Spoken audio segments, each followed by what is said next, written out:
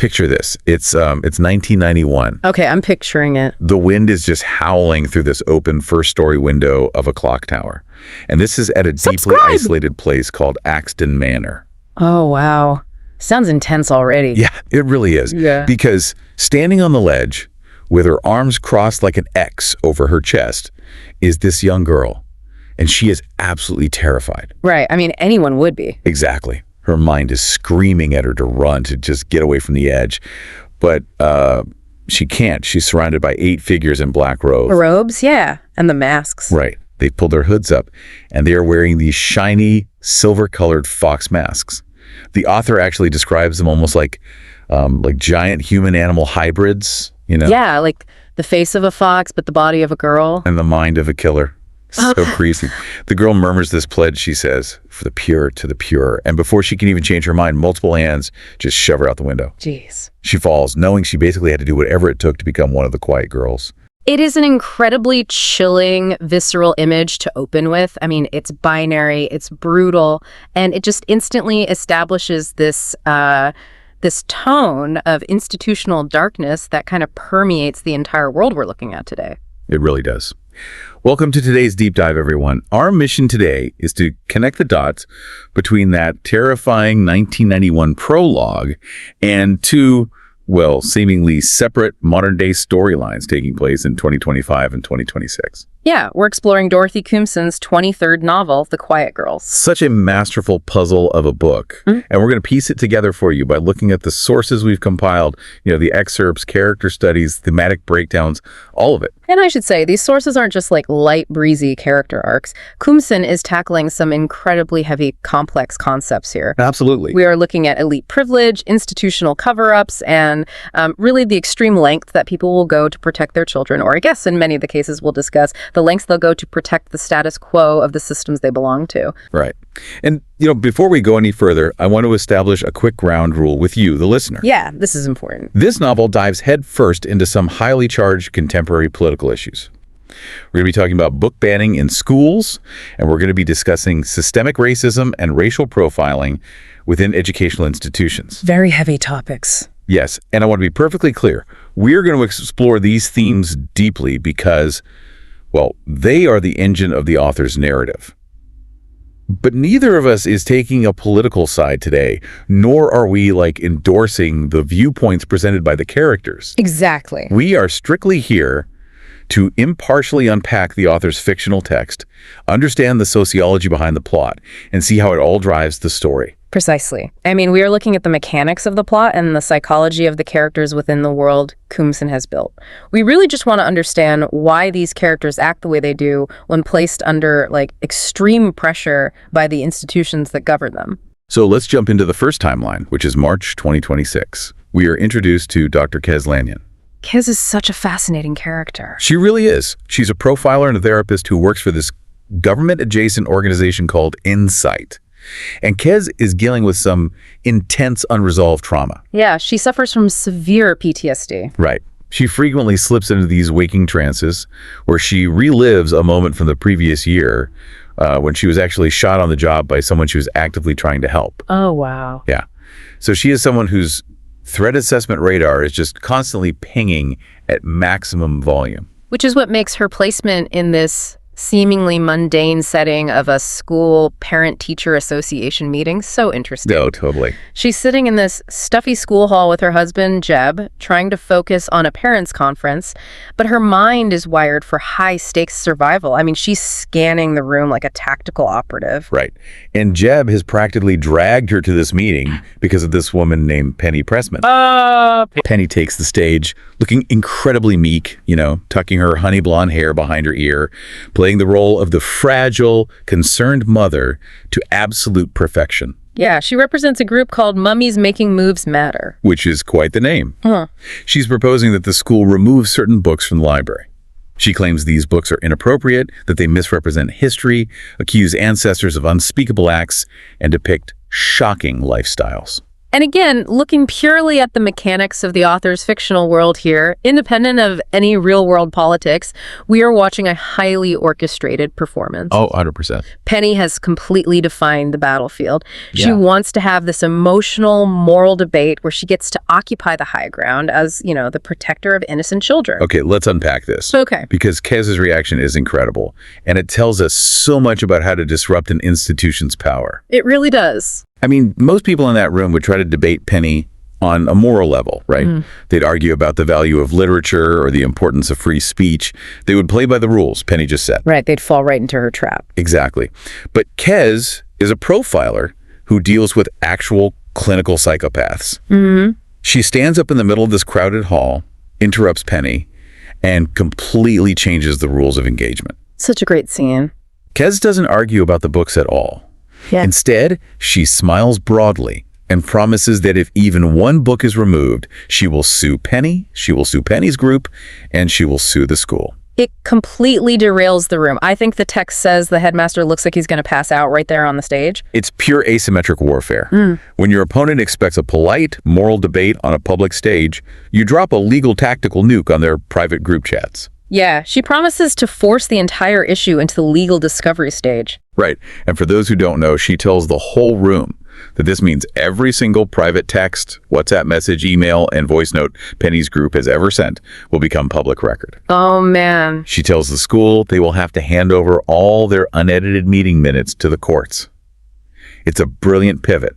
I mean, does Kez's method of threatening their privacy reveal that the people trying to ban books might be, hiding their true motives? What's fascinating here is the immediate psychological shift that Koomson writes for Penny. Yeah. The moment Kez threatens the discovery stage, Penny's fragile, concerned mother persona just evaporates. The mask slips entirely. It's gone. Completely gone. Koomson describes Penny's vulnerability peeling away, replaced by this naked, all-consuming anger.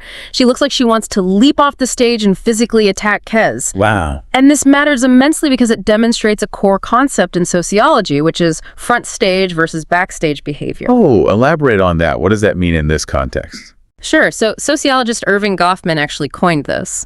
Penny's front stage behavior is the polite, concerned mother protecting kids. Okay. But Kez realizes that groups organized around moral panics almost always have a very different backstage behavior. Oh, like the private WhatsApp chat. Exactly. The chats where the real, often much uglier motivations are discussed. By threatening legal discovery, Kez is threatening to broadcast their backstage behavior to the entire world. That is so smart. It shows that whoever controls the terms of the conflict controls the narrative. Penny wanted an emotional battleground. Kez forces her onto a legal battleground where Penny's private, unvarnished thoughts will be exposed to the light of day.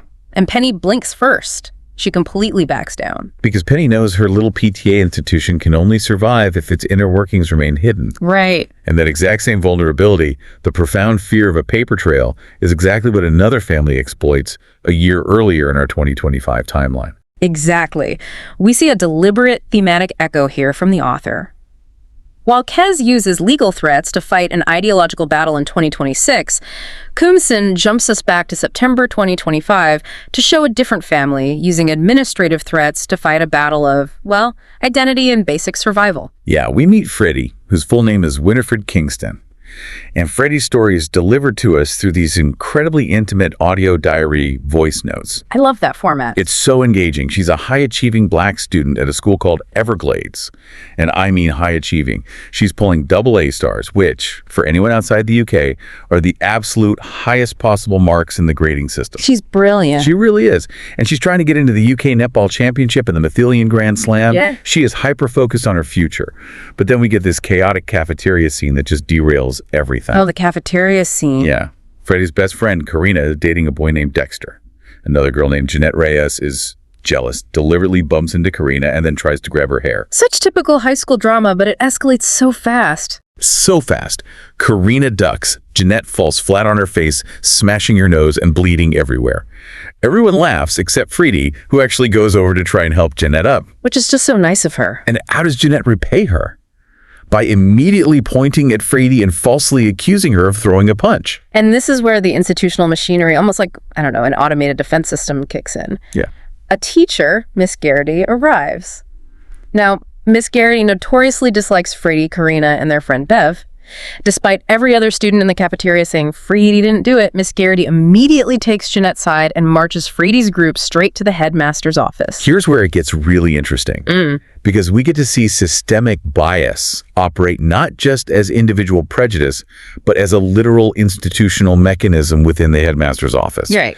Headmaster Mr. Osterman starts lecturing a girl he thinks is Karina, saying she's letting herself get dragged into Winifred's mess. He says Miss Garrity thinks Winifred is gang-affiliated. Which is just a massive, damaging accusation. With absolutely zero proof. But the kicker, he isn't talking to Karina. He's talking directly to Fredi. Yeah, he doesn't even know who he's talking to. The administration consistently confuses the black students with one another, completely stripping them of their individual identities. And again, just observing how Koomson constructs this scenario, the narrative focus isn't just on the injustice of the accusation, right? It's on how Fredi and her family navigate and ultimately dismantle the systemic failure. Yes. Fredi tells him she isn't Karina, she's Winifred. And Osterman gets furious, somehow blaming her for his own mistake, and he immediately calls her parents in.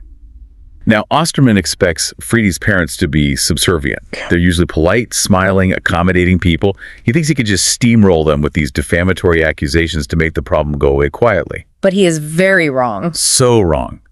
Fredi's parents are fiercely protective. They demand proof. And when Osterman tries to brush them off with vague institutional authority, Fredi's dad doesn't yell.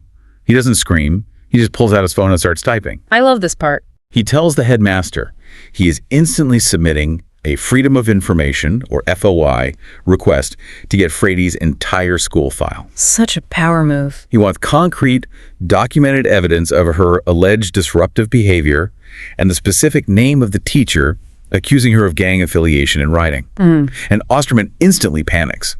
He completely backpedals, suddenly offering to just erase the entire incident from Fredi's file. Just like that. But why? I mean, why does a powerful headmaster fold so incredibly fast at just the mention of an FOI request? If we connect this to the bigger picture, it's about the primary directive of any bureaucracy or institution. You see, an institution might start with a noble mission, like educating children, right? Sure. But eventually, the survival and reputation of the institution itself becomes its sole priority. Jeanette's father is a wealthy donor. The text notes that whenever Jeanette causes trouble, her father makes a strategic donation, and the problem magically goes away. Of course. The FOI request is terrifying to Osterman because it threatens to create a permanent paper trail. It makes the invisible visible. Precisely.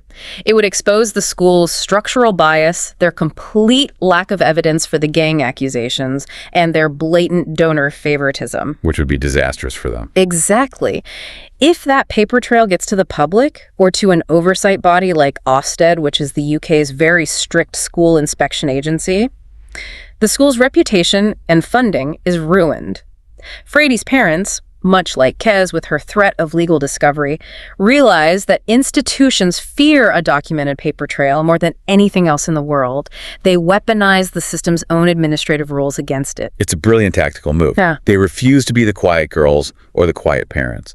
They decide right then and there in the car ride home that they have to pull Fredi out of Everglades School. They won't let her be fed into that machine. Yeah, they get her out of there. But that decision conceptually links us to our final and perhaps most terrifying storyline. Because if Everglades is bad, what happens when a student is trapped in an institution that is infinitely more elite, incredibly wealthy, and violently secretive? Right, so we jump back to our 2026 timeline. Kez has just returned home from her psychological victory at the PTA meeting. She arrives at her house to find a sleek, blacked-out luxury car waiting for her in the dark. Creepy. Very.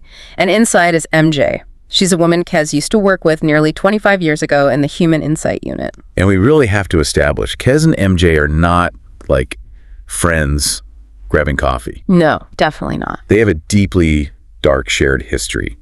They were both subjected to an incredibly abusive boss named Dennis Chambers back in the day. He constantly belittled MJ, making her feel like she only had her position because of her wealthy family connections.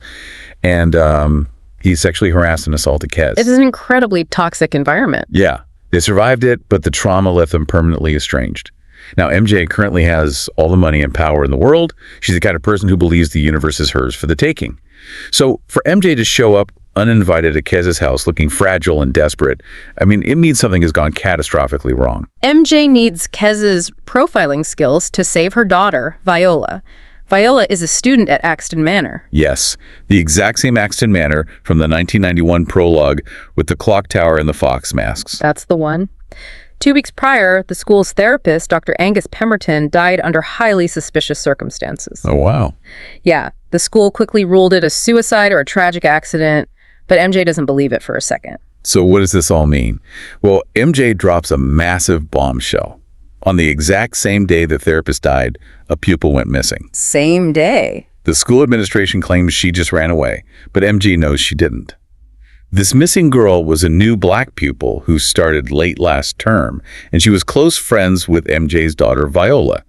Now, the school board and the elite trustees are secretly hiring an undercover private investigator to look into the students because they suspect Viola and her friends are somehow involved in both the death and the disappearance. This raises an important question, especially when MJ reveals her own history with Axton Manor. She tells Kez that this exact same scenario happened to her when she was a student there in 1987.